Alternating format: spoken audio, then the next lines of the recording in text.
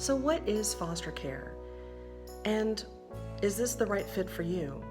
Before we begin to answer those questions, let's dive into two programs called Empowered to Connect and TBRI. This is through the Karen Purvis Institute at Texas Christian University. I'm going to show you a couple of interesting clips, and I want you to really watch and listen and consider, what does this mean to you as a future foster parent? So here we go. What I love about this conference for families who have adopted and have fostered is they get to come to this conference broken and shattered. Their dreams of what was going to be is not what the reality is. They get to come to this conference and hear hope. I want to talk about one of the choices for life that I hope we'll all make, and that's the choice of respect. Perhaps the most important lesson you want teenagers to learn is that they can always express their needs as long as it's done with respect. So let me ask you this question. Are there some feelings that are good and some feelings that are bad? Somebody raise a quiet hand and tell me. The child who's tapping the pen, thumping his leg, touching the child, touching the crayons into everything. One of the most respected child advocates and leaders in the field of post-adoption care today is Dr. Karen Purvis, Director of the Institute of Child Development at Texas Christian University. As a developmental psychologist and best-selling author, mother, and grandmother, Dr. Purvis has devoted her life to educating parents and helping children. Empowered to Connect and TBRI are really important if you are considering becoming a foster parent. Whether you have children of your own, or perhaps you don't have children yet. Maybe you're going through infertility and it may not be going so well. You may even be considering adoption. So this video is really to talk more about foster care. The whole topic of adoption is kind of a loaded subject, and that honestly would be a whole different video. But you can adopt through foster care. You can also just foster. But to understand what this is really like, those couple of clips that you witnessed, those are just previews of what you're going to be learning in those kind of programs. If you are considering being a foster parent, it is strongly recommended that you enroll in the parent training course, which is 9 weeks, typically held at a church in your local area. And usually most churches will do it either Sunday afternoon or Sunday evening. This is really important because during those 9 weeks, you are meeting with people from all walks of life. You're finding out you're not alone. Whether this is your first time to do it, or perhaps you're venturing into a different aspect of foster care with your own children, your own family, or maybe you want to expand. So that is really important for you to do if you actually want to be a foster parent, if you actually want to do this. Empowered to Connect will help you understand how to parent children from hard places. Speaking of, what are some things that we need to think about, that you need to think about, when it comes to children from hard places?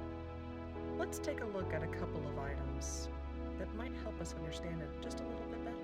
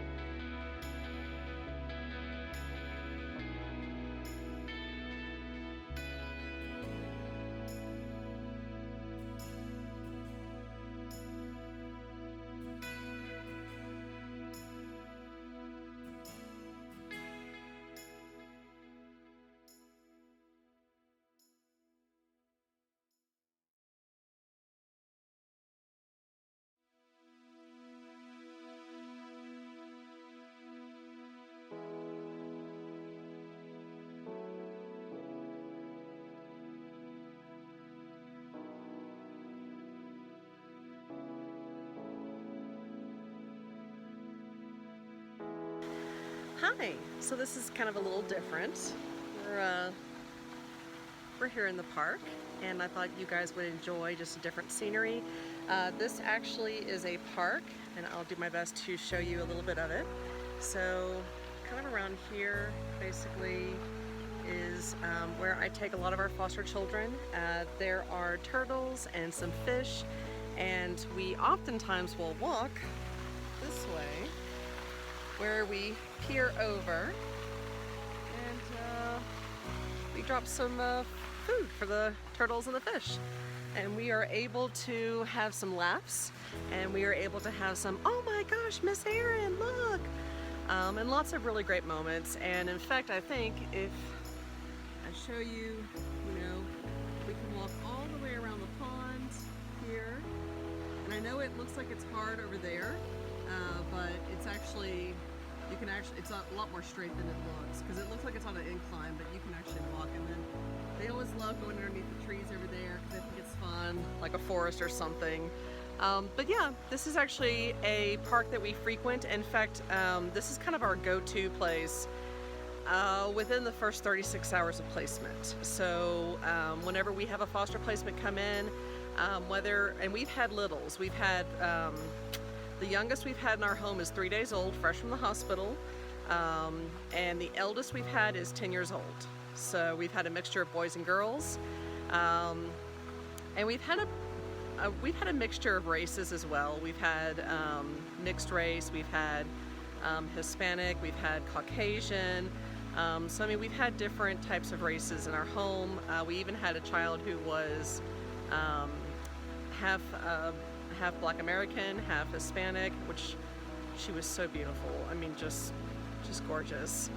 But we've had a lot of different cultures coming into our home, and so one of the reasons why I thought I would bring you guys here is so that y'all can kind of experience a go-to place that we come to whenever we get a foster placement. And that is something for you to consider when you are starting this journey, is to start looking around in your neighborhoods. There will be a couple of other parks and places that I'm going to take you guys to, where we also take our foster kids to, that is just a great walkable distance from our home. And that is something else that we really had to focus on. When you first start fostering, there are a lot of couples out there who just don't know what you're doing, and that's okay. You're not expected to. But think about wanting to kind of huddle in when the children first arrive, and you really don't have a desire to go out because you don't know the child doesn't know you. There is so much unknown. There's so much fear.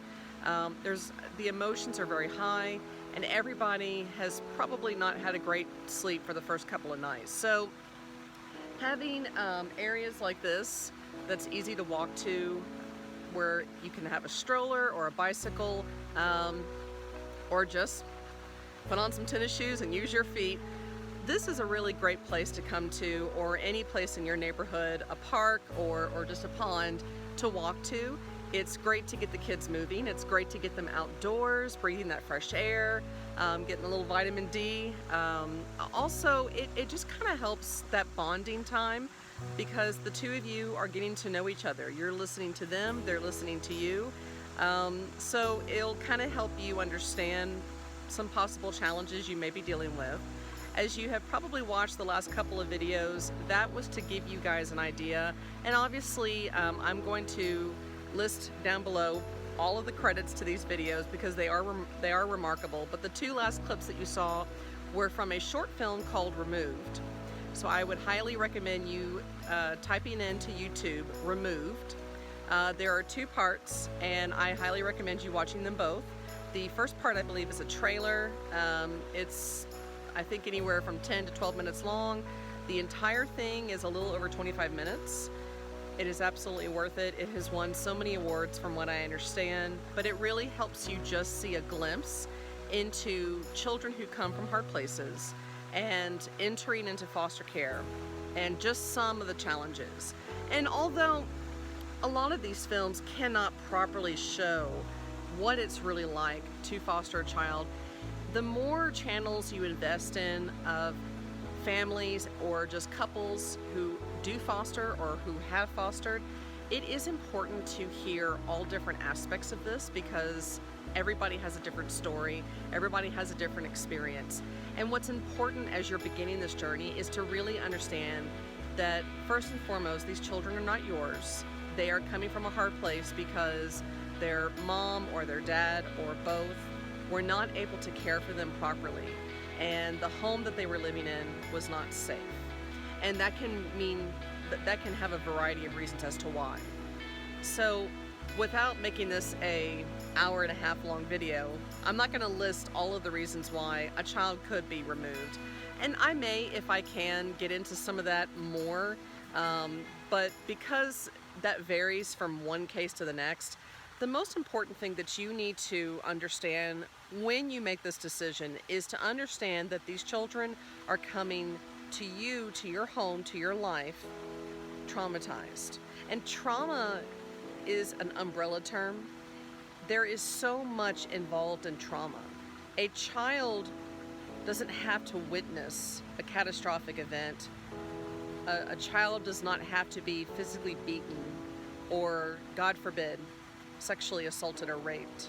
A child can just merely be exposed to emotional neglect, verbal abuse, psychological trauma is significant to a child, and that alone can cause a multitude of problems. So as you are trying to decide this for your life, for your family, and if you have children in your life, this will also impact your children, but not in the way that you think.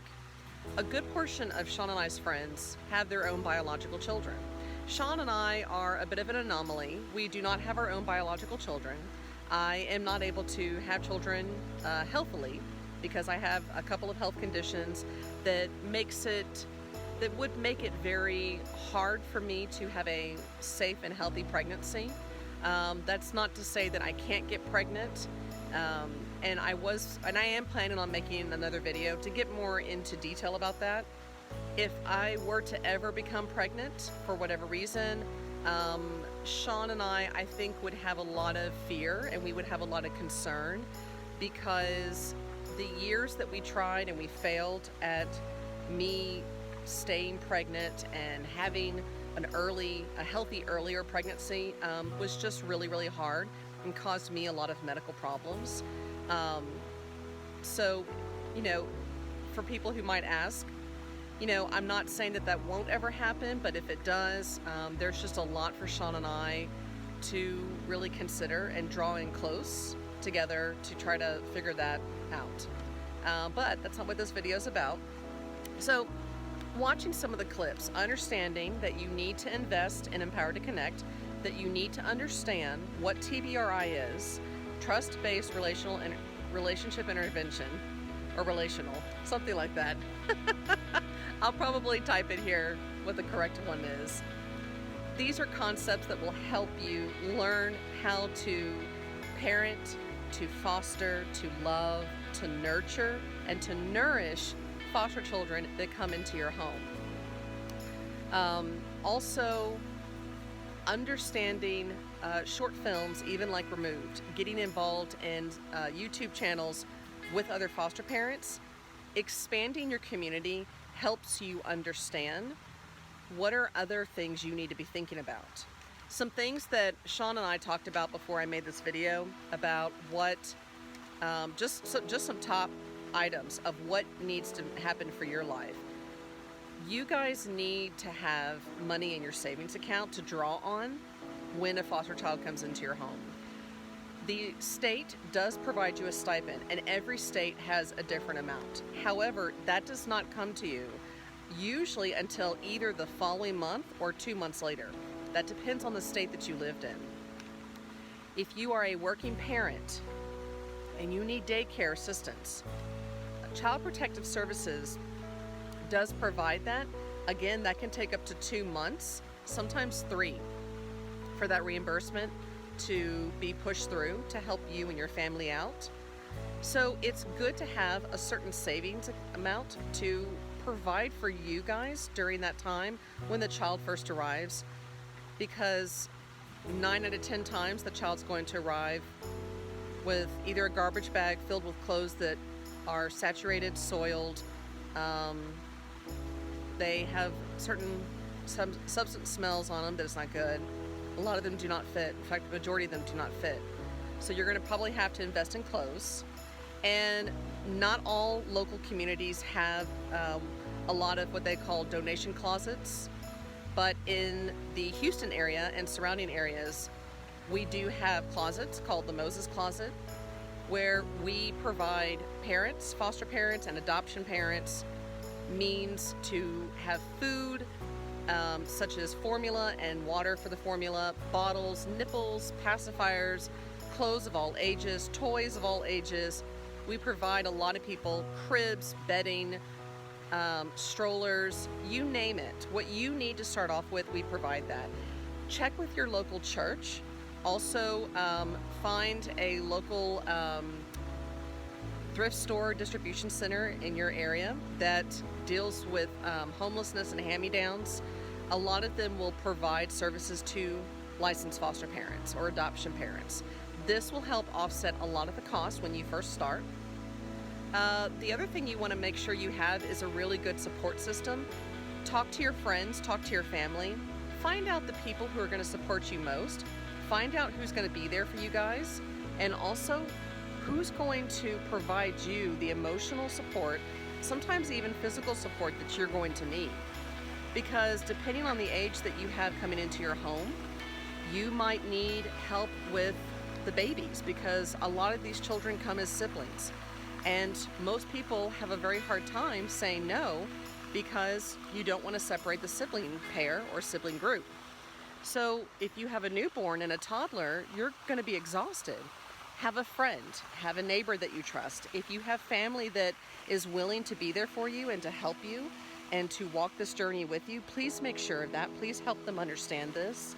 This is a very big deal, and a lot of people often think that they want to be there for you, but when they see that times get tough, that's when it becomes really hard for people to understand and be understanding. So really try to help people understand this journey that you're about to walk, and find out the people that you can actually rely on and make them your team. Keep them up to date as you go through this journey. I have a private chat group in Facebook where no one else can see it except for the people in that private chat, and I basically share everything with them that I'm not able to share publicly on any of my pages or unfortunately YouTube. But for them, they are my village. They're the ones who bring us meals or start meal trains. They're the ones who come over and say, hey, can I help you with laundry? Or they come over and say, let me babysit your foster babies for a few hours while you and Sean go get some Chick-fil-A or something. They're the ones who step up and really help make our life manageable. I wrote down a couple of notes. So I think the last note is that understanding that you are a foster parent, your rights are very limited. Your agency, if you are with one or if you go directly with Child Protective Services, they are there to reunify the child with their biological family. If that does not happen or cannot happen for whatever reason, and you could ask me 50 million questions as to why that won't happen, and honestly, I couldn't tell you because every single case is different. As you continue to foster and you foster more children, you're going to learn that it's going to feel like as a foster parent you don't have a lot of rights, but you have the right to speak up, you have the right to share concerns, you have the right to show up in court at the court dates and to express whatever you need to express, so long as the judge does ask to hear from you. If he or she does not, you don't get to talk. You're there to listen. And let me tell you, listening is just as powerful as talking, because you learn a lot about the case, which may help you handle certain behavioral issues that the child may be displaying at different times of the day or night or week. But as a foster parent, it'll feel like you're alone, because it'll feel like sometimes your agency or Child Protective Services is not really supporting you in the way that you feel like they should. Just remember, they are doing so much behind the scenes. They're fighting what sometimes feels like to them a losing battle. Have patience. have kindness and pray, or have faith, or devote yourself to some other form of relaxation and meditation, but find what I like to call your quiet, happy place. Find a way to decompress yourself, because this is stressful when there's a lot of unknown and a lot of changes happening. And as consistent as you try to be, as organized as you try to be, there's a lot always changing, and you're changing and the children are changing, and there's a lot of emotions involved. And when you get emotions involved, things can get kind of crazy.